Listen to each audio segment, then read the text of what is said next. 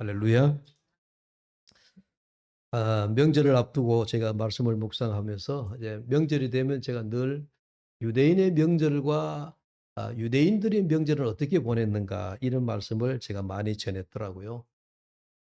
이번에도 이제 명절에 이제 앞서서 제가 쭉 테마로 말씀을 전하고 있는데 사람들과의 관계에서 갈등과 시기와 미움과 사랑과 존중과 격려와 이런 그 성경에 나오는 인물 간의 어떤 갈등, 배경 이런 걸 살피니까 이게 참 더 오늘날의 우리 인간관계에 똑같은 일들이 일어나고 있어요.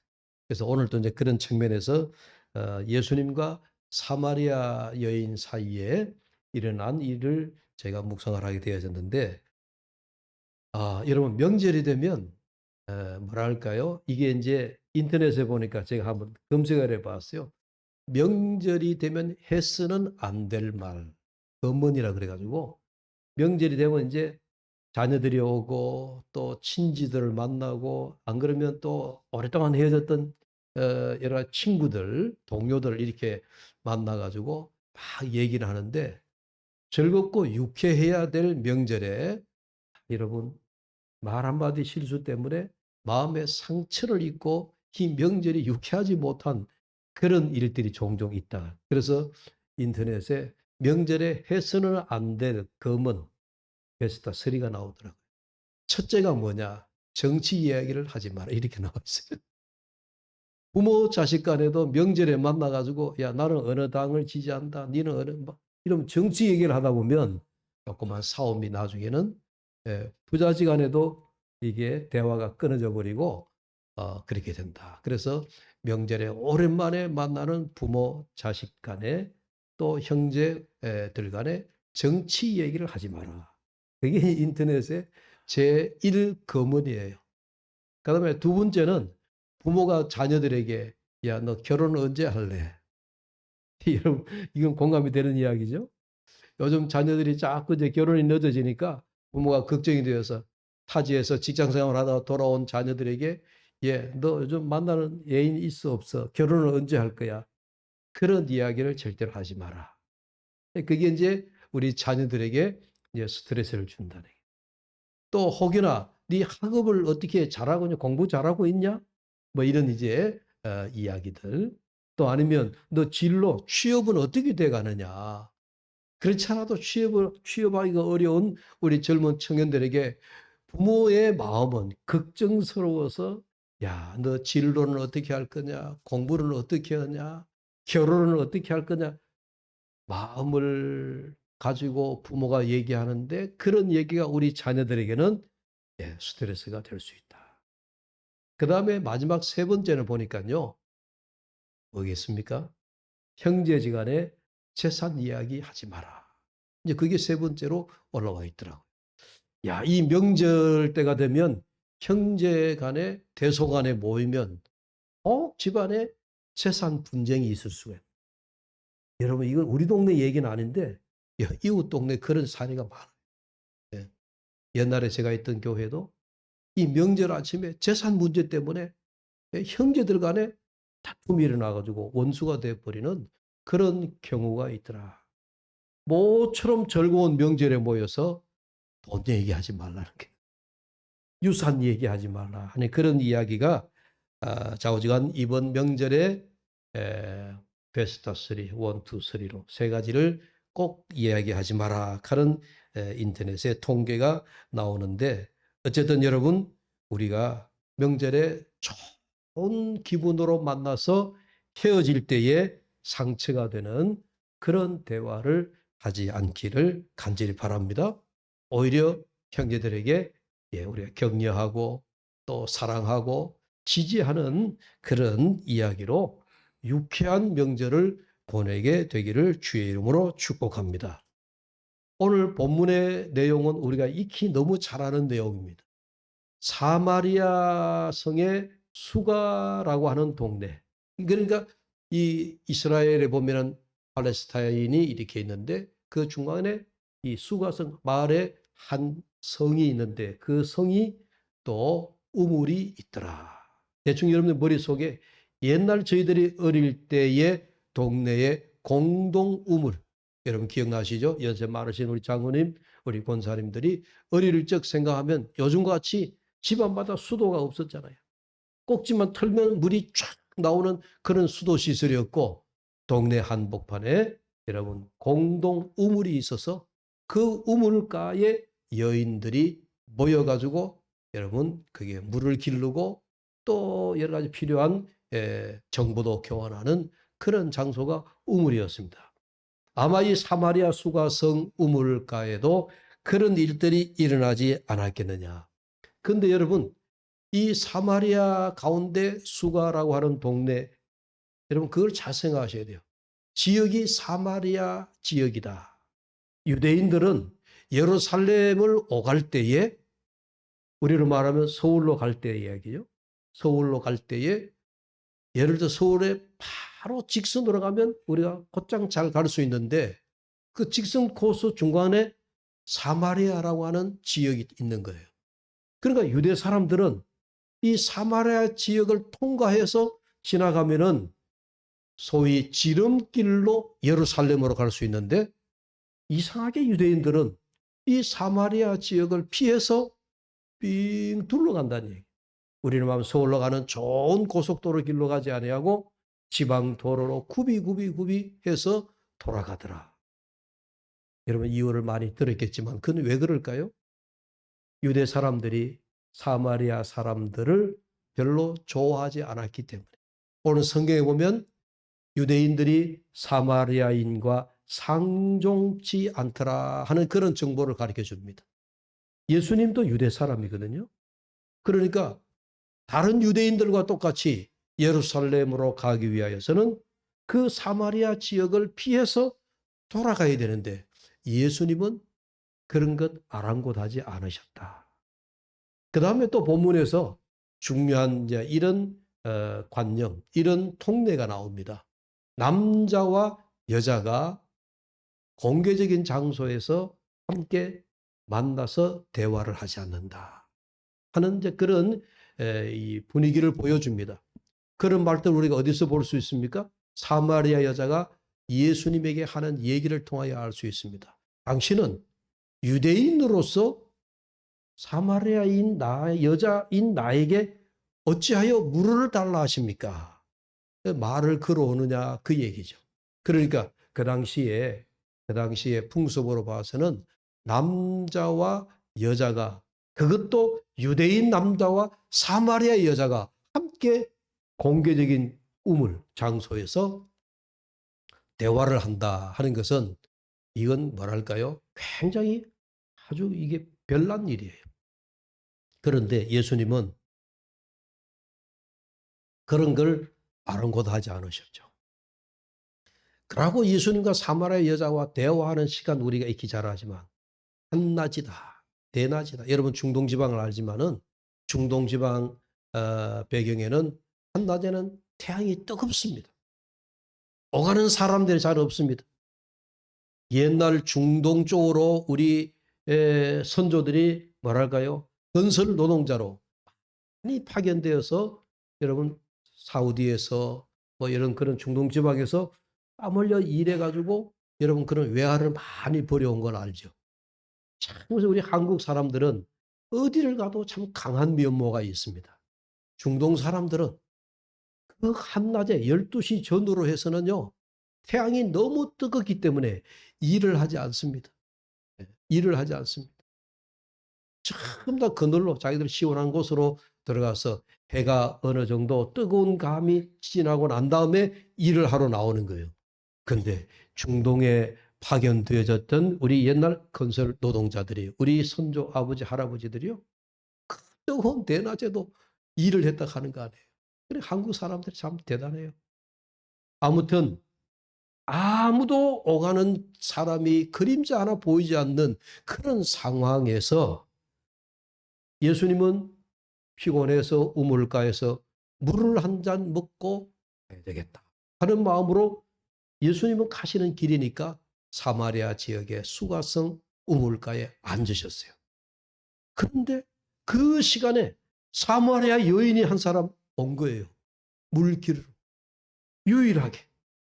이 사마리아 여자가 유일하게 물 길르러 왔다 하는 이야기입니다.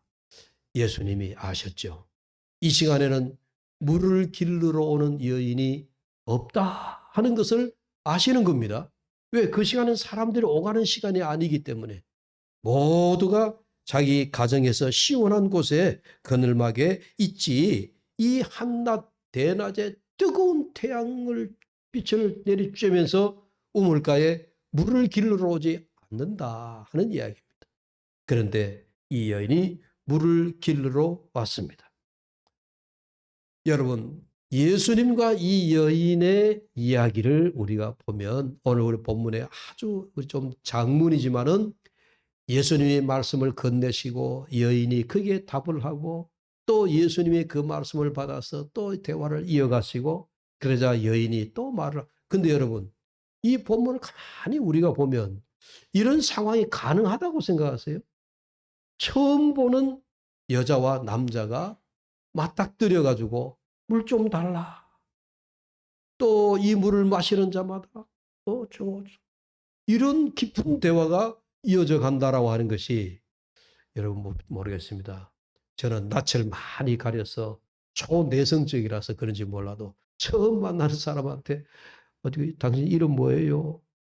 뭐 당신 어디 사세요? 당신이 필요한 게 뭐, 이런 대화는 하지 못할 것 같습니다.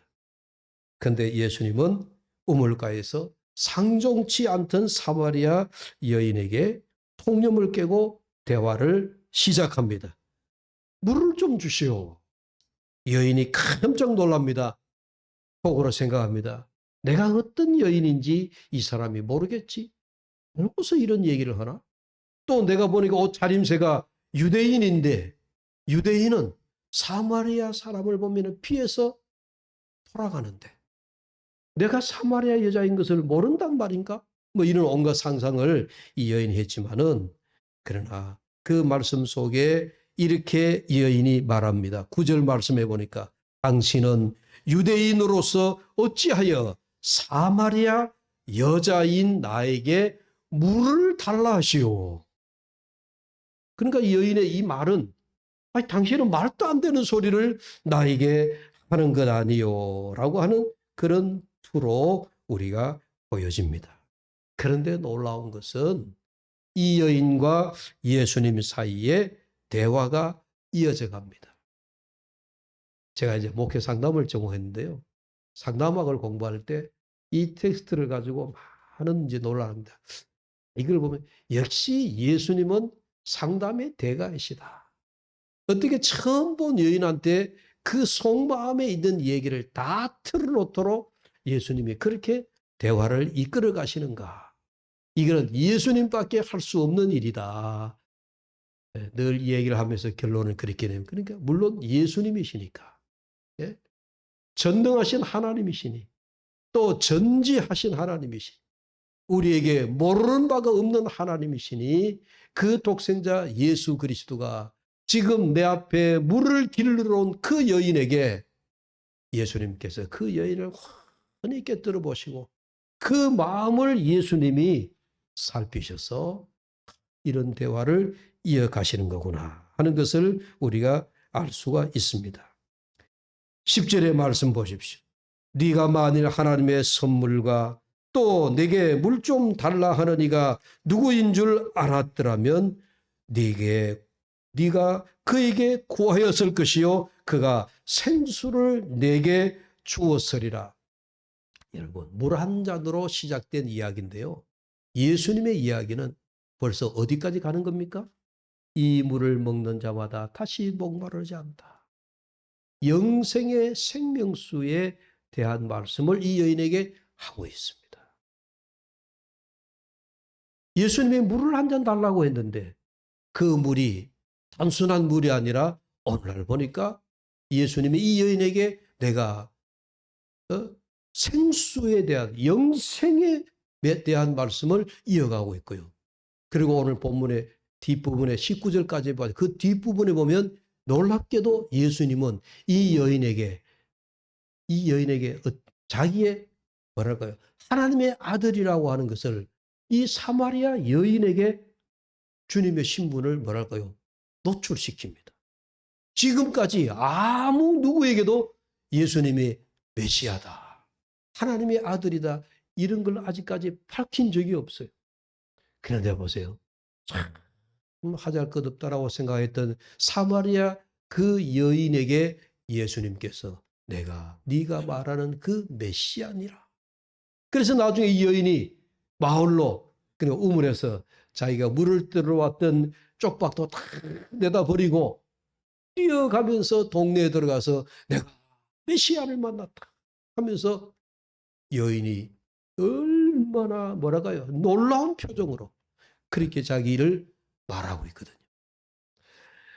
아무튼 예수님이 물 한 잔으로 시작한 그 대화 속에서 예수님은 그 여인이 어떤 여인이다라고 하는 것을 아시고 참 이렇게 깊은 대화까지 이어가는 걸 보면 놀랍다. 한마디로 놀라운 일이다 하는 것을 우리가 느끼게 되어집니다. 그런데 제가 지금 이 대화라고 하는 그 이야기를 제가 하고 있잖아요. 여러분, 우리가 사람과 사람 사이에 내 뜻을 전달하고 또 상대의 마음을 읽는 것은 1차적으로는 우리가 입에서 우리가 표현하는 우리 언어, 말이 절대적이긴 합니다. 그런데요, 캘리포니아에 있는 대학의 어느 교수가, 그러니까 엘버트 메라비언이라고 하는 교수가 사람과 사람 상대가 만났을 때에 의사소통하는 것은 꼭 우리 말로서만 하는 언어적인 것만 있는 건 아니다. 물론 그전까지도 사람들이 알았지만요, 이 교수가 통계를 냈습니다. 사람이 서로 소통하는데 소통의 도구가 말, 언어 외에 이런 많이 들어보셨죠? 또 한 가지가 있습니다. 그게 뭐냐면 우리 바디 랭귀지라. 그래가지고 언어적인 표현이 우리 몸으로 하는 표현의 방법이 있다. 근데 여러분, 이 엘버트 교수가 통계를 보니까요, 말로서 상대방에게 서로 뜻을 전달하는 것은요, 불과 한 3%밖에 안 된대요. 이게 참 이런 놀라운 통계입니다.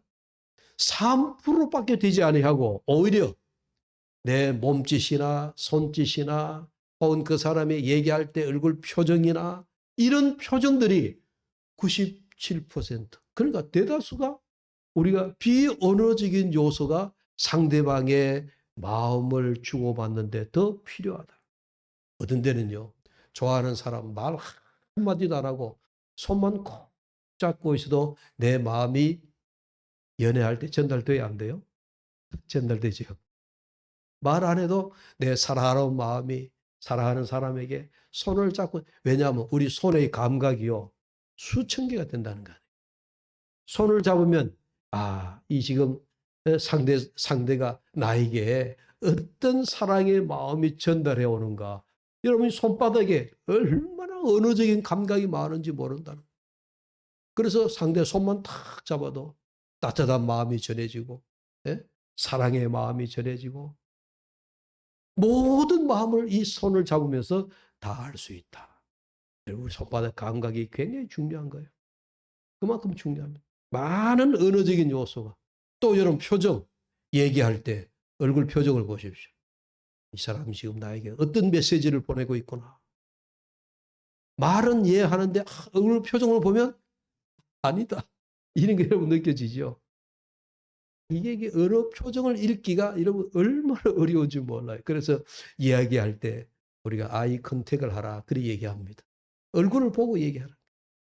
그러면 저 사람이 yes, 긍정의 메시지를 주는 건지 no라고 하는 부정의 메시지를 주는 건지 알 수가 없다는 거예요. 그래서 그걸 우리가 익히기 위해서 반드시 눈을, 표정을 보면서 우리가 얘기함이 좋다. 여러분, 세계 사람들을 많이 만나보고 또 세계 여행을 다니다 보니까 제가 느낀 거예요. 러시아 사람들을 만나니까요, 참 무표정해요. 그게 왜 그런지 모르겠어요. 국민성이, 제가 블라디보스톡에 한번 가서 러시아 사람을 한 일주일 동안 만나서 이렇게 섬교한다고 얘기했는데, 식당에 들어가도 인사 잘하는 법이 없더라고요. 여러분, 러시아 처녀들이 키가 크고 늘씬하고 얼마나 잘생겼어요. 그죠? 야, 이쁘다, 이런 마음을 가지고 뭐 질문할 뭐 이렇게 얘기를 말을 건네면요. 듣도 본 척 안 해요. 야, 이게 옛날에 구소련에 자기들이 세계의 어떤 예? 뭐 대단한 나라다 그런 자부심 때문에 그런지는 모르겠습니다. 좌우지간 제 느낌에는 야, 지금 러시아 사람들이 정말 불친절하구나. 반면에 일본에 가면 어때요? 일본에 가면 일본 사람들은 너무 친절해요. 예? 만나면 하이, 하이. 그리고 또 일본어 두 개 단어만 외우면 돼요. 뭘 하느냐 하면 소데스네. 소데스까? 이것만 알면 일본 여행 다 된다는 거예요. 그게 뭔 말이냐? 일본 사람들은 뭐 얘기하면요. 그게 소위 반응, 리액션이 얼마나 일본 사람들이 만나면 그렇습니까? 우리말로 하면 네, 그렇군요. 뭘 하나 질문을 해도 자기들이 얼마나 고개를 숙이면서 그래서 일본에 다녀오면 느낌이 뭐냐? 야, 우리 일본 사람들이 참 친절하나는 우리가 배울 만하다. 여러분 미국 사람을 만나면 어때요? 생 처음 보는 사람인데도 하이 아침에 만나면 굿모닝. 미국 사람은요 낯설다고 인사 안 하는 법이 없잖아요. 제가 우리 아파트에 사택에 우리 보성원하러 이사 간 지가 이제 4년 이번에 다시 여기서 다시 옮겨간 지가 4년 됐잖아요. 한 통로에서 제가 먼저 인사하지 않으면 인사할까요 안 할까요? 인사하래요. 우리 같은 통로에 쭉 1층부터 21층까지 사는 주민들 4년 동안 얼굴을 보는데 제가 엘리베이터를 타면서 어우 안녕하세요. 어우 반갑습니다. 인사하면 제 인사를 받아주면 그래도 휴, 내 인사 받았구나. 그래도 다행이다 생각해요. 인사해도 인사를 안 받아요. 야, 우리 대구 사람, 우리 경상도 사람이 그런 면이 있어요. 내가 당신 뭐 언제 봤다고 내가 당신 인사 받아야 되나? 그런 마음인 것 같아요. 이제 얼굴을 조금 이제 몇 통로 가운데, 몇 호실 가운데 아래 위층으로 옆집하고 좀 이제 한 4년 동안 그래도 얼굴을 익히면서 내가 늘 인사하니까 좀 그냥 지나치기가 미안하다 하는 사람은 내가 인사하면 아구 예, 반갑습니다. 이 정도로 이제 답내고 와요. 이게 우리들이에요. 제가 뭔 얘기하다 여기까지 갔죠? 대화. 상대방의 마음을 우리가 어떻게 읽어주느냐 하는 것이 참 중요하다. 예. 그래서 여러분들이 우리가 만나면 여러분들이 동네에서도 우리가 꼭 전도한다라고 하는 목적은 아니더라도 여러분 우리 습관을 바꾸셔야 돼요. 내가 먼저 인사해야 상대가 인사를 합니다. 그걸 꼭 아셔야 돼요. 여러분 낙하산이 펴지지 않으면 낙하산은 먼저 여러분 펴지지 않으면 낙하산 메고 있는 사람은 떨어져서 죽게 됩니다. 우리 얼굴을 펴야 돼요. 예. 낙하산이 펴져야 되는 것처럼 우리의 얼굴도 언제나 환한 미소로 펴져야 됩니다. 그래서 여러분들이 동로에 아파트의 동료에서 만나면 인사를 먼저 하셔야 됩니다. 유대인들이 사마리아 사람들을 상종치 않는다라고 하는 것은 예수님께 그리 중요하지 않으셨습니다. 예수님은 유대인으로서 일반적인 관행은 중요하지 않았습니다. 상대가 여인이라는 것도 또 유대인이 사마리아인을 상종하지 않는다는 것도 예수님에게는 전혀 문제가 되지 않았습니다. 그야말로 예수님은 눈높이를 가지고 그 여인과 대화를 했고 또 사마리아인과 대화를 하는 이야기입니다. 그래서 대화에서 중요한 것이 한 가지 원리가 있습니다. 여러분 한번 따라해 봅시다. 경청. 경청이 뭐죠? 듣는 자세입니다. 예. 내 귀를 가지고 상대가 하는 말을 듣는 것이 경청이라고 하는 것입니다. 이번 명절에 여러분들요, 자녀들 만나면 자녀들의 얘기를 다 여러분 들으 부모 입장에서 또 여러분 형제들을 만나면 여러분들 형제들의 이야기를 다 듣는 자세를 가져요. 이것이 이번 명절에 제가 여러분들에게 주는 메시지입니다. 내 얘기가 아니라 너의 이야기를 한번 듣고 싶다. 네가 어떻게 사는지를 내가 한번 듣고 싶다. 강제적으로 자녀들에게 야, 네 결혼 언제 할래? 이런 거 말고요. 그래, 네가 하고 싶은 얘기가 뭐냐? 네가 어려움이 뭐냐? 네가 어떤 얘기를 하고 싶냐? 그런 마음을 가지고 우리의 내 마음을 열어놓고 내 마음이 열린 자세를 가지고 상대의 말을 듣고자 하는 그런 마음을 갖자 하는 이야기입니다.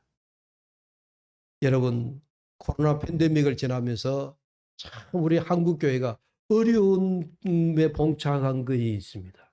여러분, 코로나 전에 우리 한국교회가 전도를 많이 했습니다. 전도지도 많이 나눠주었습니다.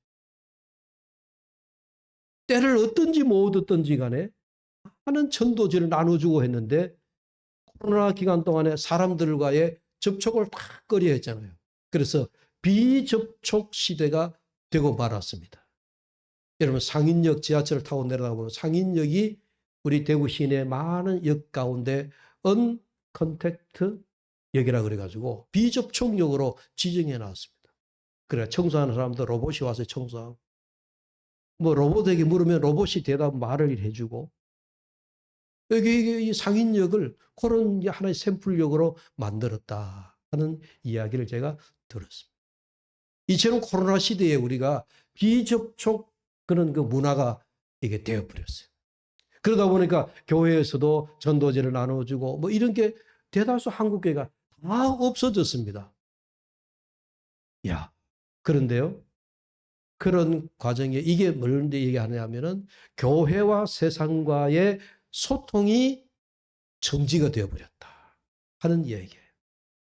오늘 우리 교회가 세상을 향해서 어떻게 소통을 하죠? 우리 교회가 다른 지역 사회와 어떻게 소통을 하죠? 우리 교회가 학교 안에 있으니까 더더군다나 우리는 지역 사회와의 소통의 길이 많이 막혀 있습니다.